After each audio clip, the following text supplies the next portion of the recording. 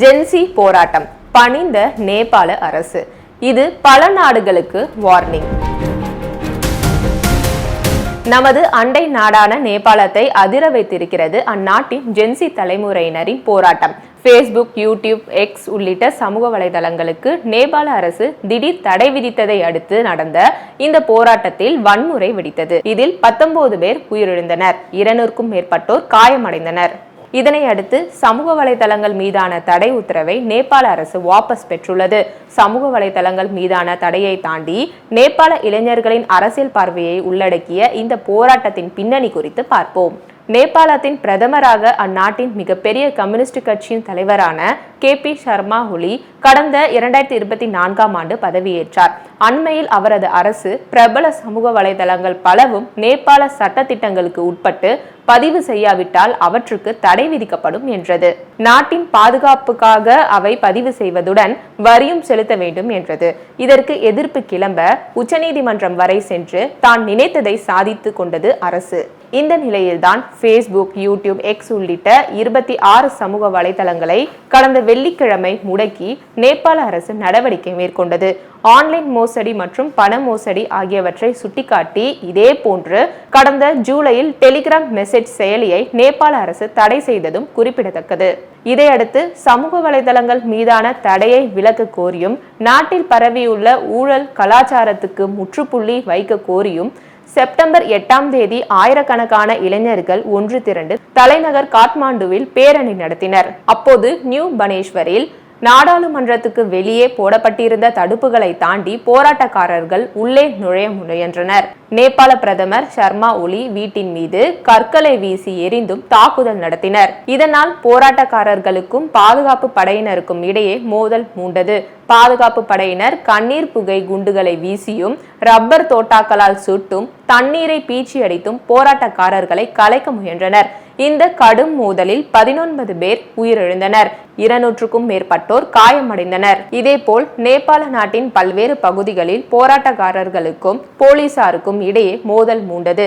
இதையடுத்து பல இடங்களில் ஊரடங்கு உத்தரவு பிறப்பிக்கப்பட்டது. நாட்டையே உலுக்கும் வகையில் ஜென்சி இளைஞர்களின் எழுச்சி போராட்டத்தை சற்றும் எதிர்பாராத நேபாள அரசு உடனடியாக சமூக ஊடகங்கள் மீது விதிக்கப்பட்ட தடையை வாபஸ் பெற்றது. பொதுவாக 1997ஆம் ஆண்டு முதல் 2012ஆம் ஆண்டு வரை பிறந்தவர்கள் ஜென்சி தலைமுறையினர் என்று வரையறுக்கப்படுகின்றனர். தொழில்நுட்ப வளர்ச்சி அசுர வேகம் எடுத்த காலத்தில் பிறந்த இவர்கள் சமூக வலைதள ஆப்களை உணர்வு பூர்வமாகவும் அணுகுபவர்களாக இருக்கின்றனர். நேபாளத்தில் இந்த ஜென்சி தலைமுறையினர் தான் மிகப்பெரிய போராட்டத்தை முன்னெடுத்தனர். சற்றே ஆழ்ந்து நோக்கும் போது ஜென்சி தலைமுறையினரின் இந்த பிரம்மாண்ட போராட்டத்துக்கு சமூக வலைதளங்கள் மீதான தடை மட்டுமே காரணமல்ல என்பது தெரிய வருகிறது. சமூக செயற்பாட்டாளர்கள் பலரும் இது பாதுகாப்பு காரணங்களுக்காக தடை என்பதை தாண்டி அரசாங்கத்தின் ஊழலை எதிர்ப்போர் பேசுவோரை மட்டுப்படுத்தும் முயற்சி என்று விமர்சிக்கின்றனர். நேபாள இளைஞர்கள் பலரும் ஆட்சியின் அவலத்தை சமூக வலைதளங்களில் அம்பலப்படுத்துகின்றனர். அதனை ஒடுக்கவே இந்த தடை என்கின்றனர். போராட்ட களத்தில் உள்ள இளைஞர்கள் சிலர் அளித்த ஊடக பேட்டிகளில் நாங்கள் எந்த ஒரு அரசியல் கட்சிக்கு எதிராகவும் அல்லது எந்த ஒரு குழுவின் உந்துதலாலும் திரளவில்லை, மாறாக ஊழல் எதிர்ப்பு, சமூக வலைதள பயன்பாட்டுக்கு விதிக்கப்பட்டுள்ள தடைக்கு எதிர்ப்பு, வாரிசு அரசியல், பாரபட்ச அரசியலுக்கு எதிர்ப்பு போன்ற காரணங்களுக்காக தன்னெழுச்சியாக திரண்டுள்ளோம் என்றனர். அதை உறுதிப்படுத்துவது போல் 24 வயதான மாணவர் கூறுகையில் சமூக வலைதள தடை நாங்கள் இந்த போராட்டத்தை நடத்த உந்து சக்தியாக இருந்துள்ளது, மற்றபடி நாங்கள் அதற்காக மட்டுமே இங்கு திரளவில்லை என்றனர். நேபாள இளைஞர்கள் பல ஆண்டுகளாக தேக்கி வைத்த அழுத்தம்தான் இந்த போராட்டத்துக்கு காரணம் என்று கூறப்படுகிறது. நேபாளத்தில் ஆட்சி மாற்றம்தான் அடிக்கடி நிகழ்கிறதே தவிர அவர்கள் அளிக்கும் வளம் பெருக்கும், வளர்ச்சி ஏற்படும், இளைஞர்களுக்கு வேலைவாய்ப்பு உருவாகும் போன்ற வாக்குறுதிகள் எதுவுமே நிறைவேறவில்லை. வெறும் 3 கோடி மக்கள் தொகை கொண்ட குட்டி நாடான நேபாளத்தில் பெரும்பாலான இளைஞர்கள் வேலைவாய்ப்பின்றி தவிக்கின்றனர். அவர்களில் பலரும் மலேசியாவில் குறைந்த சம்பளத்தில் வேலை செய்கின்றனர். சிலர் ஐரோப்பா, ஆஸ்திரேலியா, அமெரிக்காவுக்கு செல்கின்றனர். இவர்களில் சொற்பமானவர்கள் தான் உயர்கல்விக்காக அங்கு சென்றுள்ளனரை தவிர பெரும்பாலானோர் வேலைக்காகவே சென்றுள்ளனர். ஒவ்வொரு நாளுமே சுமார் 2000 பேர் நேபாளத்தில் இருந்து வேலைவாய்ப்பு தேடி வெளியேறுகின்றனர் என்கிறது ஒரு புள்ளி விவரம். தப்பி தவறி நேபாளத்திலேயே இருந்து விடலாம் என சில இளைஞர்கள் முடிவு செய்தால் அவர்களுக்கு சமூக வலைதளம் தான் வாழ்வாதாரமாகவே இருக்கிறது. அதனால் அதன் மீதான தடை அவர்களுக்கு விரக்தியையும் கோபத்தையும் கொடுத்துள்ளது. தங்களின் பொருளாதார படைப்பாக்க சுதந்திரம் தடைப்பட்டதாக அவர்கள் உணர்கின்றனர். நல்ல வேலை இல்லாமல் சமூக வலைதளம் சார்ந்த வேலைகளில் இருக்க அரசாங்கத்தின் ஊழலே காரணம் என்று அவர்கள் நம்புகின்றனர்.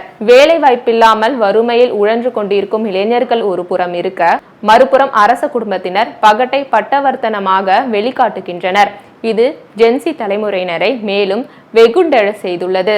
போராட்டக்காரர்கள் இது குறித்து கூறும்போது, நாங்கள் வறுமையில் உள்ளோம், ஆனால் ஊழல் அரசியல்வாதிகள் தாங்கள் சுரண்டிய பணத்தில் தங்களின் வாரிசுகளுக்கு வெளிநாடுகளில் ஆடம்பர வாழ்க்கை ஏற்படுத்தி தருகின்றனர். கடும் உழைப்பின் மூலம் வருவாய் ஈட்டும் எங்கள் பெற்றோர் அல்லது நாங்கள் கட்டும் வரி பணம் ஏன் ஊழல் அரசியல்வாதிகளின் வாரிசுகளின் ஆடம்பரத்துக்காக செல்ல வேண்டும் என்று ஆவேசமாக கேள்வி எழுப்புகின்றனர். இந்நிலையில் 2வது நாளாக செவ்வாய்க்கிழமையும் போராட்டம் நடைபெற்றது. இதையடுத்து நேபாள பிரதமர் சர்மா ஒலி அரசுக்கு அளித்து வரும் ஆதரவை திரும்ப பெறுவது குறித்து நேபாள காங்கிரஸ் பரிசீலித்து வருவதாக தகவல் வெளியானது.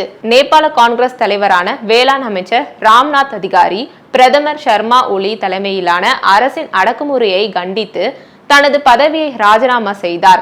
இதனிடையே போராட்டங்களை அரசு கையாண்டதற்கு தார்மீக பொறுப்பேற்று உள்துறை அமைச்சர் ரமேஷ் லேகாக் ராஜினாமா செய்தார். எனினும் காத்மாண்டு நகரை தாண்டி நாடு முழுவதும் போராட்டங்கள் விரிவடைந்ததால் வேறு வழியின்றி தனது பதவியை ராஜினாமா செய்திருக்கிறார் நேபாள பிரதமர் சர்மா ஒலி. தற்போது நிலவி வரும் பிரச்சினைக்கு தீர்வு காணவும் அரசியல் ரீதியான தீர்வுகளை முன்னெடுக்கவும் பதவியை ராஜினாமா செய்துள்ளதாக அவர் குறிப்பிட்டுள்ளார். ஜென்சி தலைமுறையின் இந்த செய்கைக்கு பணிந்துள்ள நேபாள நாட்டின் அரசுக்கு மட்டுமல்ல, உலகின் பல நாடுகளுக்கும் இந்த போராட்டம் ஓர் எச்சரிக்கை மணியாகவே பார்க்கப்படுகிறது.